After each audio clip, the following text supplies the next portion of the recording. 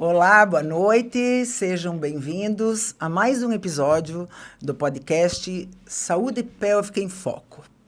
E hoje eu tenho o prazer de estar entrevistando um urologista que eu admiro demais.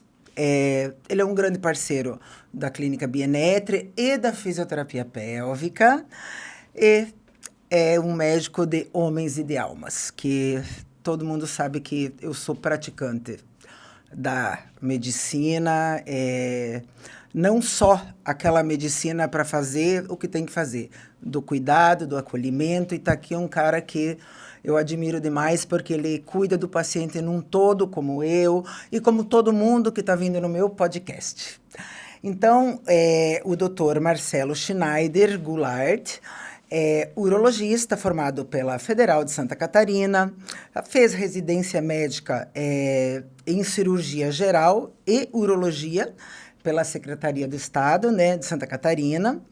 Atua em clínica privada com foco em urologia especializada e é membro titular da Sociedade Brasileira de Urologia. É conselheiro, né, do Conselho Regional de Medicina de Santa Catarina e participa muito, que eu também já vi isso, né, do seu currículo, sobre debates, né, de ética médica, políticas públicas e qualidade assistencial. Então, Marcelo, se apresente também, seja muito bem-vindo.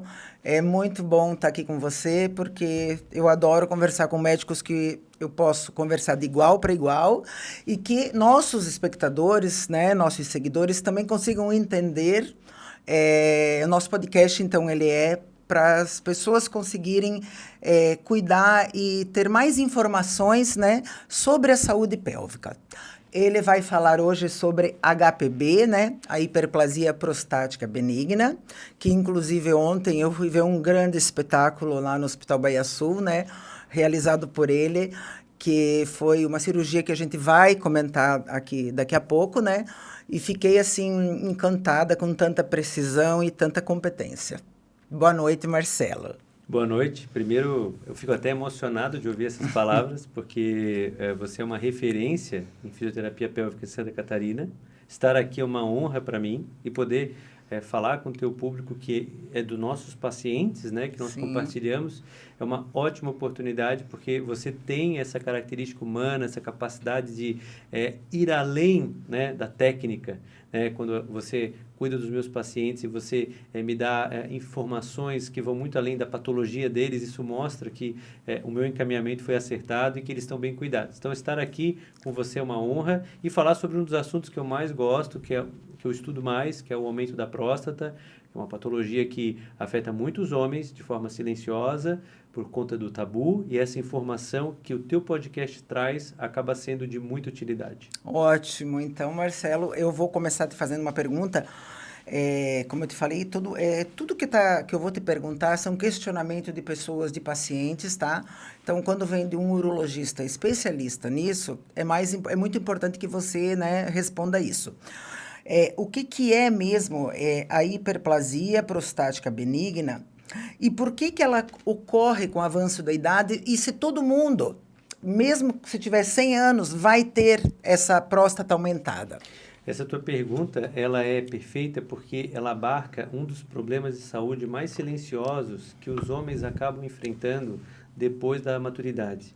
Eu não vou nem dizer maturidade, mas da meia-idade, porque após os 50 anos, 50% dos homens, um em cada 2 homens, vai apresentar o aumento da próstata. E isso se manifesta de uma forma muito diferente, não é igual em todos os homens. Uhum. E cada um vai sentindo isso de uma forma particular e vai se acostumando com esses sintomas. E muitas vezes convivendo com sintomas urinários, sintomas muitas vezes também sexuais, que afetam também a qualidade de vida, afetam o sono, e só vão contar para nós quando já estão no limite. E muitas vezes trazidos pela esposa, pela filha. Metade dos meus pacientes chegam ao meu consultório trazido pela filha ou pela esposa. Então, é um problema comum que afeta demais a vida dos homens e que muitas vezes é negligenciado pelos próprios pacientes. Tá, mas não é câncer, né? Exatamente. E é por isso que muitos homens deixam de ir no Sim. médico, porque tem medo de receber um diagnóstico ruim. E a próstata aumentada, a primeira coisa que a gente fala para o paciente, isso não é câncer. Então, basicamente, o que é a próstata aumentada? É um aumento da próstata, que é um órgão fundamental. E primeira coisa, muitas pessoas não sabem nem o que faz a próstata. Eu gosto sempre de explicar. Pode. Porque Eu ia te perguntar, mas assim a exatamente. gente já vai matando as perguntas aqui. E parece uma pergunta boba, mas ela não tem nada de boba. Né? Sim. Afinal, o que faz a próstata? Então, assim, primeira coisa que eu gosto de explicar, assim, a próstata ela funciona como uma conexão. Veja que fantástico, o homem ele tem o sistema urinário conectado junto com o sexual. Né? Sim. Então, o homem ele faz xixi pelo pênis e ele tem a reprodução feita pelo pênis. Então, onde é que ocorre essa conexão? Na próstata. Então, quando o homem urina, o xixi passa pela próstata. E quando ele está no ato sexual, o esperma passa pela próstata. Então, a próstata é que faz essa conexão. Ela é um órgão que ela conecta, então, esses sistemas e ela acaba produzindo substâncias que vão ser necessárias para que o homem possa engravidar. Acontece que, assim como o útero, que depois que a mulher não quer mais ter filhos, Sim. não tem mais utilidade, né, vamos dizer assim, a próstata também não. Depois que o homem não quer mais ter filhos, a próstata ela tá ali, entre aspas, só para incomodar. Sim. E aí ela começa a incomodar principalmente pelo aumento do seu tamanho. Então, após os 50 anos, é muito comum que essa glândula vá crescendo. E o que determina esse crescimento? Isso é hormonal? O que faz a próstata ir crescendo? É natural, todo homem vai ter próstata crescida e pronto. Como toda mulher vai parar de menstruar um dia, né? Uma correlação assim. Exato. E o mais importante da tua pergunta é que a gente não tem uma resposta definitiva. Mas Sim. o que nós sabemos é que é um fenômeno natural. Tá. Ele é mediado por questões genéticas. Uhum. Então, e lógico que para que essas questões se manifestem, há outros fatores como os hormônios. Então, a próstata possui receptores, que são como se fossem fechaduras, onde se conectam hormônios, que são as chaves. Sim. O hormônio principal é a testosterona e seus derivados. Certo. Alguns homens parecem que têm mais receptores, outros menos, tá? E com o passar da idade, com o tempo de exposição a esses hormônios, a próstata vai crescendo. Em alguns homens mais, outros menos. Em alguns homens mais cedo, outros mais tarde. Mas, se todos os homens vivessem até os 100 anos, provavelmente todos teriam a próstata aumentada. Ah, entendi. Mas uma coisa é muito importante. Ter a próstata aumentada não significa necessariamente ter sintomas. Então, Sim. existe um outro ponto. O fato de a próstata estar aumentada não significa necessariamente uma doença. A doença ocorre quando esta próstata aumentada começa a causar sintomas. Sim, que são os sintomas que a gente já falou, né? Urinários e pode ser os sintomas sexuais também, né? Exatamente. E quais são os exames, né, Marcelo, que a gente faz para diagnóstico de HPV? É assim, quando o paciente chega no consultório, antes de responder exatamente a questão dos exames, eu gosto muito de dizer isso. Quando o paciente chega no consultório, geralmente ele está cansado, porque ele vai muito ao banheiro, ele tem vontade de urinar e tem que sair correndo, ele não consegue segurar o xixi, que é a urgência miccional, Sim. né? Ele muitas vezes, ele acaba tendo que acordar à noite para urinar várias vezes, e isso vai acabando com o dia dele, ele vai ficando cansado, a mulher já não quer mais dormir junto com ele no quarto, porque acorda ela. Sim. Ele, em alguns casos, começa a cair no banheiro. Então, é um negócio que impacta a vida do homem, né? De várias formas. Sim, né? Sim, com certeza. Então, quando ele chega no consultório, o próprio contar da história do paciente... Já é diagnóstico, né? Já mata o diagnóstico. É um diagnóstico clínico, né? Exatamente. Nós, lógico, complementamos esse diagnóstico com um exame muito simples, mas que muitos homens têm medo, que é o toque retal. Uhum. É um exame que, em absolutamente 3 segundos, você tem esse diagnóstico. Em outros casos, a gente consegue usar um ultrassom simples que também consegue avaliar o tamanho da próstata e quanto ela cresceu para dentro do sistema urinário. Ótimo. E como é que é assim, como é que é feita essa discriminação aí entre HPV e câncer de próstata? Porque muitas pessoas pensam que porque a próstata está aumentada, minha próstata está pesando 100 gramas. Estou com câncer de próstata. Mas a realidade não é essa, né? Eu tenho alguns vídeos explicativos na minha página onde falam que uma coisa é uma coisa, outra coisa é outra coisa. Então, não significa que uma próstata de 100 gramas ele tenha um câncer. E uma próstata de 20 gramas pode ter um câncer, é isso? Exatamente. É parecido com a mama. Uma mama pequena pode ter um câncer e uma mama grande pode não ter câncer. A próstata é da mesma forma. Ok. Um homem pode ter a próstata grande com hiperplasia e sintomas e não ter câncer nenhum, enquanto que um homem com próstata ainda pequena pode ter a ocorrência de um tumor. E isso que você perguntou é muito importante porque os pacientes têm esse medo. Hoje eu atendi um paciente, isso aí ilustra, estou me lembrando da consulta que eu tive hoje. O paciente chegou no meu consultório, primeira consulta, ele já tinha todos os exames, estava aflito, angustiado, dava para ver que até a respiração dele estava contida. E ele me mostrou os exames e na expectativa, e eu percebi o que ele estava angustiando, né? Então, depois de constatar que se tratava de próstata aumentada, a primeira coisa que eu disse para ele, olha, fica tranquilo, isso não tem nada a ver com câncer. Na hora que eu falei isso, eu vi a adrenalina baixar e esse homem lacrimejar na minha frente e dizer, doutor, muito obrigado por me dizer. Você tirou ele estava numa sentença de morte, né, para ele, então você tirou essa sentença, você absolveu ele, com certeza, eu imagino, eu já tive pacientes que estavam angustiados, a mesma coisa, aquela angústia da espera do PSA depois de 3 meses, né, de prostatectomia, então é assim, quando recebe uma notícia boa, realmente uma sentença positiva. Porque o exame vem, né? A linguagem do exame ela é complexa. Ela vem com hiperplasia. Sim. Esse nome assusta muito. E o PSA também sobe na próstata aumentada. Então, esse paciente tinha um PSA elevado em relação às referências do laboratório. Então, é muito importante dizer isso. Tanto a próstata aumentada quanto o câncer relevam o PSA. Sim. Tá? Então, o PSA não aumenta só no câncer.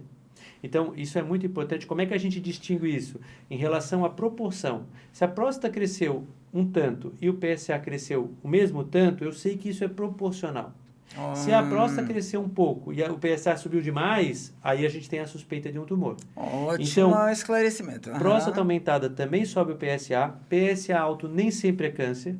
E quando o paciente chega com aqueles sintomas, com aquelas alterações descritas no ultrassom, hiperplasia, e ele nodular, e aí ele tem o PSA elevado, ele até chegar no teu consultório, ele já está pensando em tudo de ruim que vai acontecer na vida dele, e quando a gente diz, não, isso é próstata aumentada, isso não é câncer, ele tem um alívio que é uma alegria imensa. Realmente.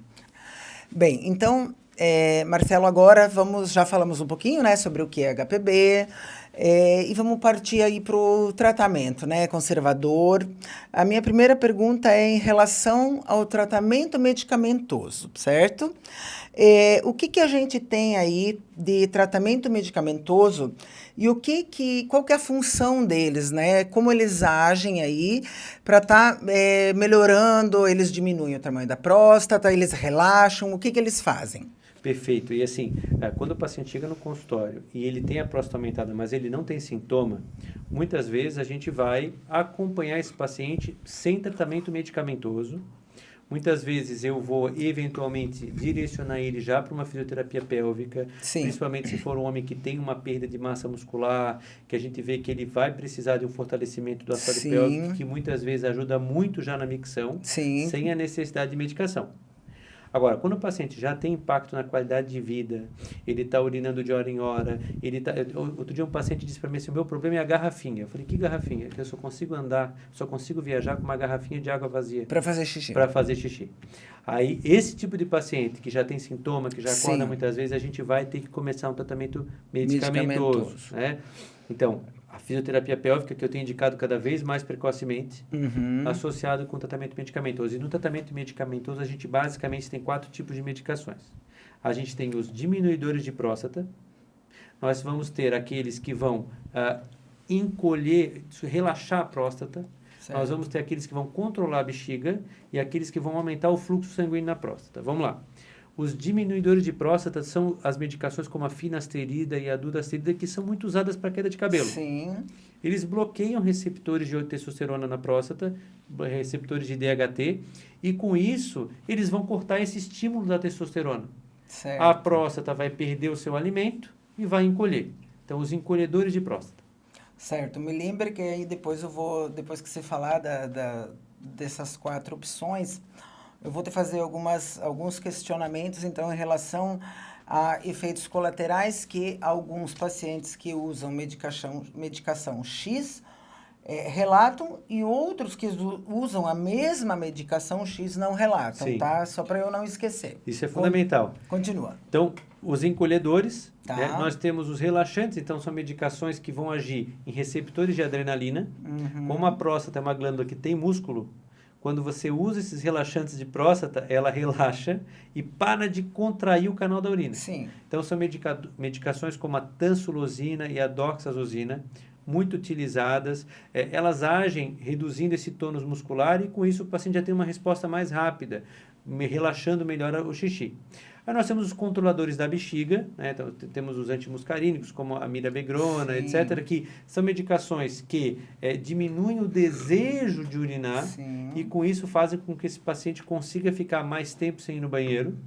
E agora, mais usados para a próstata, as medicações que aumentam o fluxo sanguíneo, que eram e são utilizadas apenas para ereção, né, como a tadalafila, que é o Cialis, né, a sildenafila, que é o Viagra. Essas medicações funcionam também para a próstata. Sim. Então, nós estamos usando elas também, principalmente quando o homem precisa de uma melhora da performance sexual da ereção. Certo. Bom, então eu tenho pacientes que usam todos esse tipo de medicação também. Agora, me fale um pouquinho da terapia combinada. Quando é que você faz essa terapia combinada? Nós vamos jogar isso. Medicamentosa. Perfeito. Nós vamos jogar essas medicações separadas ou em combinação, de acordo com as características de cada paciente. Então, por exemplo, eu tenho um paciente que já está com bastante sintomas, então eu preciso relaxar essa próstata imediatamente. Então, eu vou usar uma tansulosina, que é um relaxante. Certo. Mas esse paciente já tem uma próstata muito grande, ela já está ali com 80, que é o tamanho normal da próstata é 20 gramas, 25 gramas. Sim. A próstata começa a ficar, vamos dizer assim, sintomática a partir de 40 gramas, geralmente. Mas às vezes o paciente já chega no consultório com 80 gramas, tamanho de uma laranja. É uma noz, tamanho de uma laranja. Certo. Então, nesses casos, a gente já usa uma medicação para tentar encolher essa próstata, que é a dutasterida. Então, a terapia combinada com dutasterida e tansulosina é a mais comum. Certo, entendi. Mas agora, a gente também tem utilizado, nos casos que tem disfunção erétil, a combinação de tansulosina com tadalafila. Porque causa uma combinação efetiva, melhora o sintoma e causa melhora sexual. Certo. Então, e às vezes, quando o paciente tem um predomínio de sintomas mais de vontade, ele não está tão entupido, vamos dizer assim, a próstata não está enforcando tanto a urina, mas ela está desregulando tanto a bexiga que o problema principal dele é uma hiperatividade. É a hiperatividade, a gente vai combinar. Tá, Marcelo, mas essa hiperatividade, ela está vindo de uma contração ali do detrusor ou ela está vindo em função do resíduo miccional que vai ficando, porque a gente sabe, né, que ele tem vontade, ele vai lá, mas assim, quando já tem ali quando a próstata está enforcando ali a uretra, eles têm uma micção incompleta, eles relatam sempre esse sintoma mesmo de não ter conseguido terminar de fazer aquele xixi que eles pensam que está lá dentro.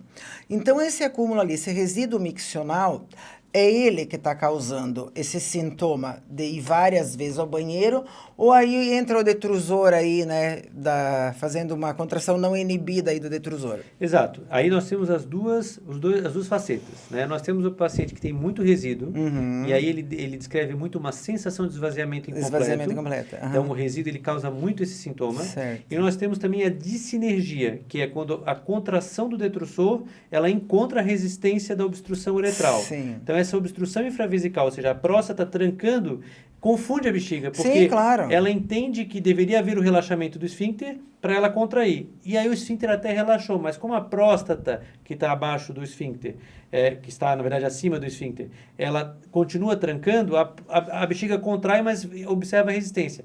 E isso parece causar uma confusão do detrusor, que é o músculo da bexiga, e isso pode causar essa hiperatividade ou uma alteração da complacência. Certo. Excelente.